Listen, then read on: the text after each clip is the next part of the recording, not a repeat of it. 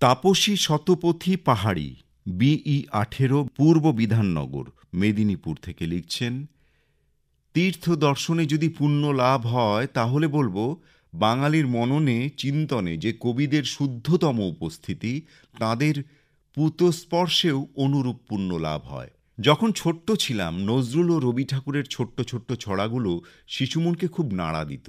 ভোর হলো দোর খোলো, খুকুমনি ওঠরে। আর দোর খুলে দেখেছি কাল ছিল ডাল খালি, আজ ফুলে যায় ভরে। ছোট্ট মনে তখন হাজারো প্রশ্ন, হয় সে কেমন করে।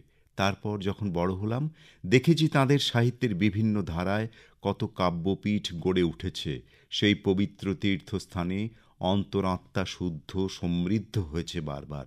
রবি ঠাকুরের হেমর চিত্তপুণ্য তীর্থে জাগরে ধীরে, এই ভারতের মহামানবের সাগর তীরে।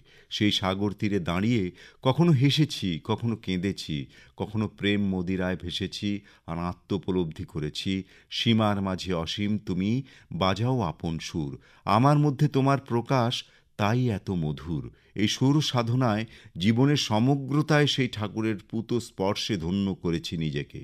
আর ঠাকুর ঘর থেকে বেরিয়ে এলে দেখেছি দাঁড়িয়ে থাকা আর একজন দিব্য জ্যোতিকে, যার প্রতিবাদী আলোয় বলবীর বল উন্নত মমশির এই জীবন দর্শনে পুণ্য লাভ করেছি। দুঃখ সহার মন্ত্র শিখেছি। হে দারিদ্র, তুমি মোরে করেছ মহান। দারিদ্র্যকে ভূষণ করে মানবতার জয়গান গেয়েছেন সাম্যবাদী কবি নজরুল।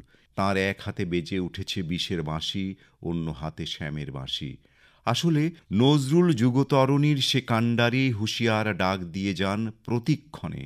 আগুনের ফুলকি নিয়ে চোখের তারায় নজরুল ধূমকেতু হন অগ্নিবাণে। জাগিয়ে সব দিতে চান বিবেকগুলো, প্লাবিত করতে পারে ঊষর ভূমি। তাঁর সে কাব্যগানে মুখর হয়ে জানি আজ ধন্য হল বাংলা ভূমি। লিখেছেন তাপসী শতপথী পাহাড়ি, বিই 18, পূর্ব বিধাননগর।